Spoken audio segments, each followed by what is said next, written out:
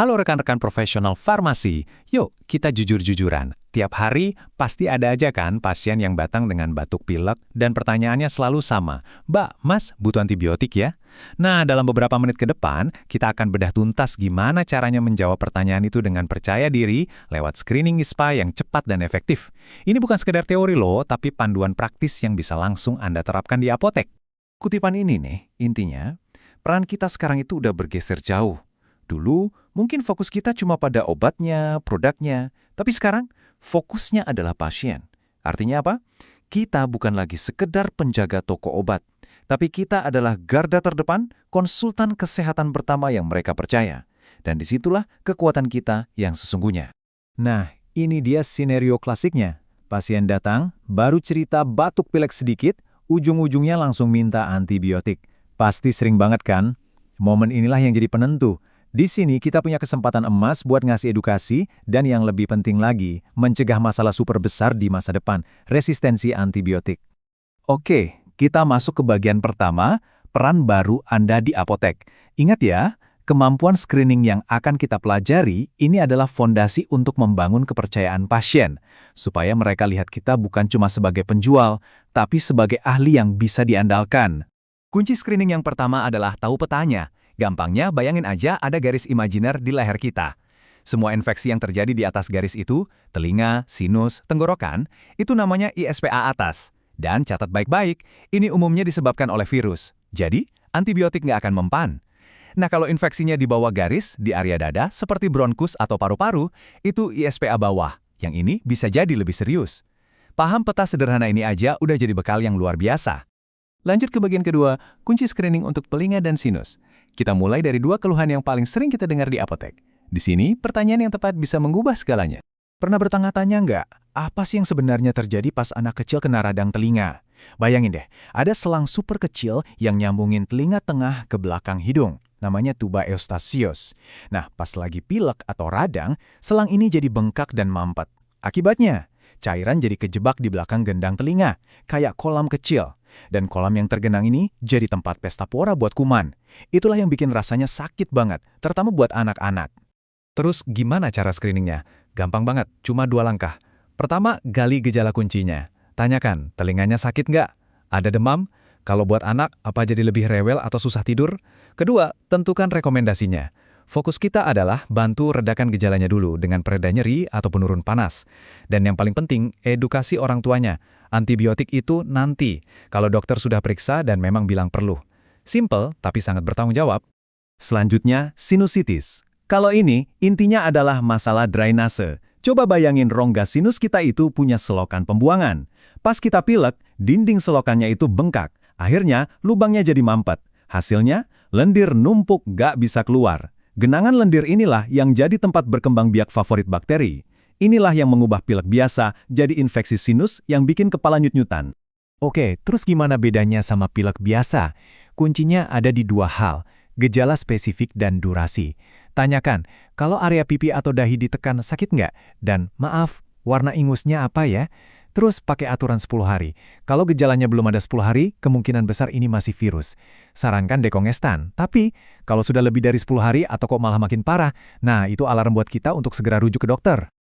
Baik, sekarang kita geser sedikit ke bawah, menuju tenggorokan dan saluran napas yang lebih besar. Sakit tenggorokan dan batuk. Ini dia juara keluhan berikutnya yang akan kita taklukkan dengan screening yang cerdas. Faringitis, atau gampangnya radang tenggorokan. Tolong ingat baik-baik angka ini. 95%. Ya, sebanyak itulah kasus radang tenggorokan pada orang dewasa yang penyebabnya adalah virus.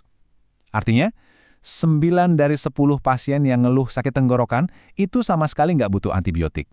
Tugas kita adalah kasih tahu fakta ini ke mereka. Untuk faringitis, screening kita tujuannya adalah ngasih solusi yang bikin nyaman. Tanyakan keluhan utamanya, lalu berikan semacam paket kenyamanan. Tawarkan pereda nyeri, kasih tablet hisap yang bisa melegakan, dan kasih tips sederhana tapi manjur seperti kumur air garam. Ini nunjukin kita peduli dan ngasih solusi nyata, bukan cuma loncat ke kesimpulan, oh butuh antibiotik. Sekarang, bronkitis. Pikirkan saluran napas besar di dada kita, itu kayak pipa. Nah, pada bronkitis, lapisan dalam pipa ini lagi meradang dan teriritasi. Apa respons alami tubuh kita? Ia batuk. Itu cara tubuh kita yang pinter buat menyapu iritasi itu keluar. Dan lagi-lagi, tebak penyebab utamanya apa? Betul, virus. Screening untuk batuk karena bronkitis itu fokusnya pada karakter batuknya.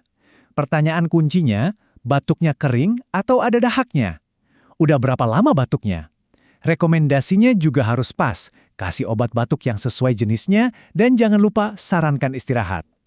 Aturan rujukannya juga jelas, kalau batuk sama demamnya nggak membaik setelah hampir seminggu, itu tandanya sudah waktunya ke dokter. Oke, sekarang kita masuk ke bagian yang paling krusial. Waspadai bendera merah. Ini adalah tanda-tanda bahaya yang kalau kita lihat, semua urusan suami dikasih harus berhenti. Kita akan fokus pada satu kondisi yang butuh rujukan detik itu juga, pneumonia. Angka ini bukan sekedar statistik di atas kertas, ini adalah nyawa. Pneumonia adalah penyebab kematian tertinggi pada balita di negara kita.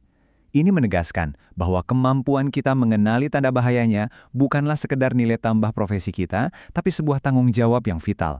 Satu rujukan yang tepat waktu dari Anda, itu benar-benar bisa menyelamatkan nyawa seseorang. Inilah daftar bendera merah yang wajib kita hafal di luar kepala. Kalau ada pasien yang mengeluhkan salah satu dari gejala ini, terutama napas yang kelihatan cepat dan sesak atau ngeluh nyeri dada pas napas, jangan ragu sedetik pun. Rekomendasi kita cuma satu, Bapak, Ibu, tolong segera ke dokter atau UGD. Ini adalah batas tegas di mana peran kita sebagai pemberi suami medikasi berhenti dan intervensi medis harus segera dimulai. Dan bagian terakhir, rekomendasi tepat, pasien aman. Nah, setelah kita berhasil melakukan screening dan memastikan tidak ada bendera merah, barulah kita bisa memberikan panduan terapi suportif yang jitu. Anggap aja ini contekan andalan kita di apotek. Kalau pasien bilang demam dan nyeri, tawarkan analgesik. Hidung mampet, rekomendasikan dekongestan. Tenggorokan sakit, tablet hisap jadi solusinya.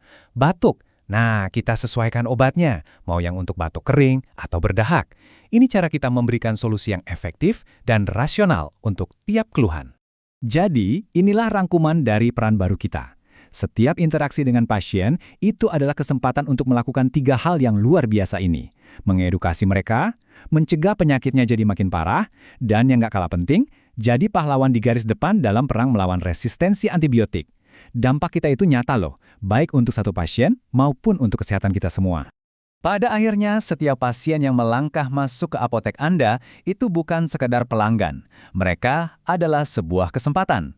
Kesempatan untuk menerapkan ilmu Anda, membangun kepercayaan, dan membuat perbedaan nyata dalam hidup mereka.